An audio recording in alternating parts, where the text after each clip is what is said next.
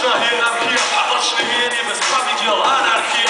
Preto prosenie o spasenie na liturgiách mi príde ako zožeranie sa v utopiách.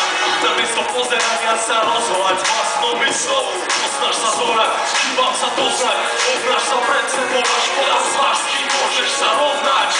Pochop, osud je osud, tvoj neod, tvoj zdroj, snov, svoj. Zabudni na moje pane nezmysly, ale čo ti radia zmysly, to bezmysly. Pochop, osud je osud, tvoj neod, tvoj zdroj, snov, svoj. Zabudni na moje pane nezmysly, ale čo ti radia zmysly, to bezmysly. Smutné, že ľudia sú tak zasnobení, lebo dotajú mysle, neboli zasvetení.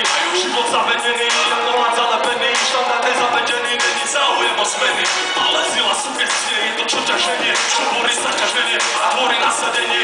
Naladenie, motiváciu a zapálenie, až po víťazné ťaženie, konať sa zahalenie. Príde ohladenie, na to pohľadenie, je to najemnutie, no všetko je zohľadené. Zrné poradenie, nepozeraj orezenie, ktorý sa spoluprácou, bez podrazom orazenie. A ak je to úprimné úsilie, jak čas uplynie, osilne, pilnosť ti možnosti rozvinie. Rozhoduj dobre, inak sa tvoj sen rozplynie. Pochop, osok je osok, tvoj neod, tvoj stroj, snov, svoj. Zabudni na tvoje pane nezmysly, ale čo ti radia zmysly, to bezmysly.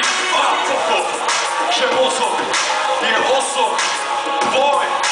Použij ho, vidíš, všetko je lepšie.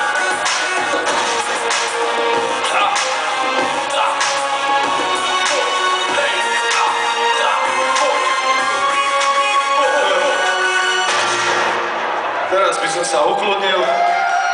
Díky. Díky. Vďaka. Veľa vážené vďaka.